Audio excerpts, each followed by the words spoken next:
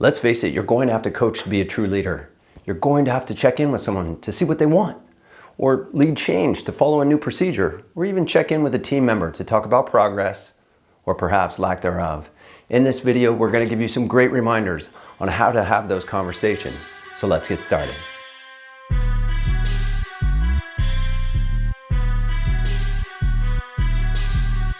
For those of you in Hawaii, how's it? For the rest of you on the mainland and beyond, aloha, I'm Brett Renoa. Now don't worry about writing down anything, just stick with me till the end for some great reminders on coaching conversations. And I'm going to show you how to get this whole presentation for free. Coaching is about intentions, or goals as they're called. There are three main types of coaching opportunities for you. They fall into either the personal or organizational intentions. The three types of conversations you will have will fall into one of these. The first is future looking. This is very personal. What they want to learn, what inspires them, what have they accomplished. Check-in type of conversations, one-on-one. The second is implementation. This is really about the organizational part of it. Policies and procedures, new initiatives, new projects, teaching tactics. The third and final type of conversation that you could have is about progress, both personal and organizational here, because it's going to really help you hit your strategies. What have they learned? What do they still need to learn? What results have they gotten? Type of growth conversations, course correction, maybe even tough conversations. In today's video, we're just going to focus on having a conversation about change management. And this is really regarding a procedural change. So let's dive in. So why coach and who cares? I'm not going to spend a lot of time here, but having these conversations makes you and those you lead more successful. You'll have the opportunity to clear up any misconceptions or, as I call them, untruths floating around out there. In the lack of leadership and direction, people will just make it up. Taking the time to really talk to people just shows you care. When you care, you can build a relationship. When you build a relationship, you can start to speak a common language. When you start to speak that common language, you can build trust. And when you have trust, you can change an entire culture. You have to have a plan and a result in mind. Coaching is specific. Plan out your session.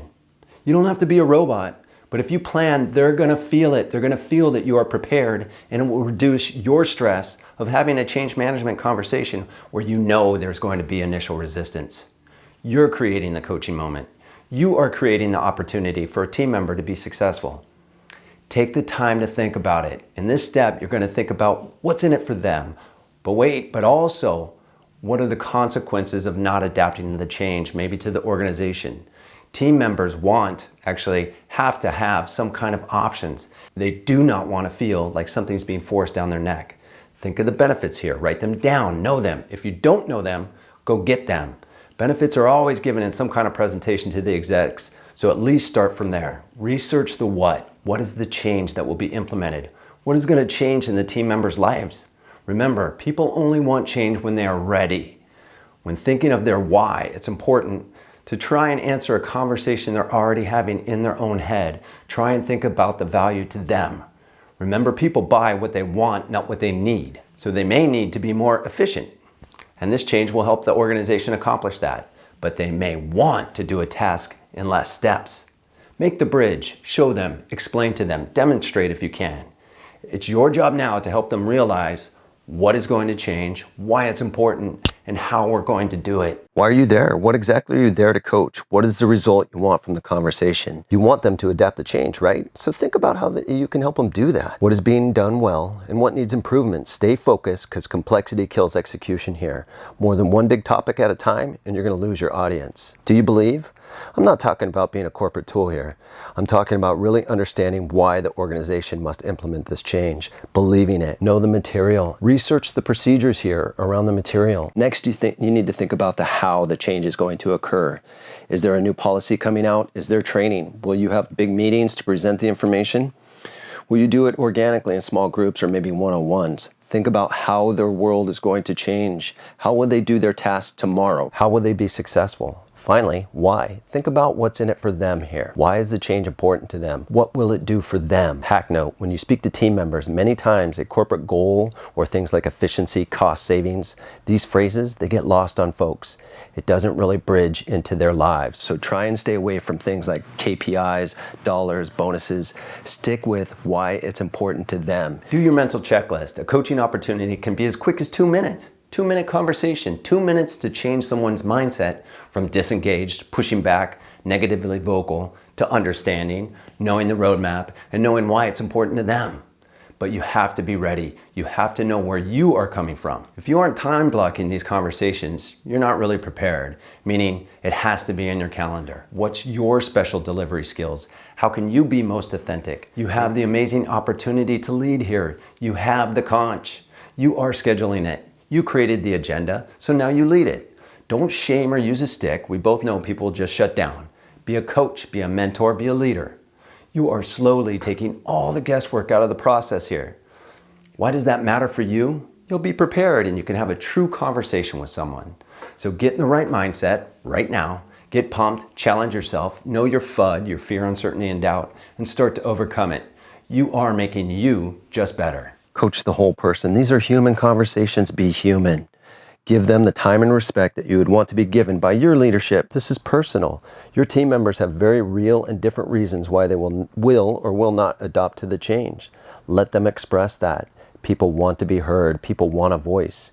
If you really listen, they're going to tell you what's on their mind. They're going to tell you the objections or barriers they have to the change. It's your job to overcome these. Try and remind yourself, no one likes a know-it-all. No one wants to hear someone telling them everything they're doing wrong. That's managing, that's not leading. You are not building influence by simply pointing out what's wrong. If you're truly leading, you are selling. I know everyone takes a step back at the selling comment, but you have to embrace this right now. As a leader, as a change catalyst, you are selling ideas. Either you are selling them why the change will benefit them, or they are selling you on why it won't. In which case, they're going to resist the change and not adapt to it. Now, not a typical used car salesman here. A win-win looks like both of you coming to an understanding. Hopefully, you will clear all the barriers and objections here. An elevator pitch is another sales tool. Told you, you are selling. You get in an elevator with someone you want to influence, and the time it takes you to get to the top floor, you've given them enough information for them to ask you more questions. Super simple. Have this in your back pocket at all times. Someone stops you in the operation to ask about the upcoming change. Bam, elevator pitch. Someone grabs you after a briefing. What's this all about? Boom, elevator pitch. If you follow these steps, you've already done the research and work. This is just a very condensed version of a full explanation. This is what gets them talking more. Hack to remember, when they stop talking, asking questions, both positive and negative, that's when you should be worried. It means you've already lost them. They've already given up, which means they're not engaged. So keep them talking and thinking of the change. The elevator pitch is your basic standard business card. Once they are interested, you can give them more details. Go ahead and challenge yourself here. Make yourself better. Gain more influence with the people in your organization. Change management conversations are just your own personal resume building opportunity. Use them. Practice. Build your brand at work. What employer doesn't want a true leader who can actually manage change? Remember, if you don't have the conversations, you are doing your team a disservice. If the change is big enough, maybe a project or a procedure or initiative, it's going to happen anyway. The VP signed off and the expectation is that you execute. If you shy away or don't believe, everyone's going to know. The team members will know. They'll see it in your body language or hear it in your voice. But by not having the coaching session, you not are only holding your own growth back, you're setting them up to completely fail. What happens when they start to blame you for not communicating the change? They're going to lose respect for you, and your leadership's definitely going to hear about it. Go for it. We've given you the tools to have a plan.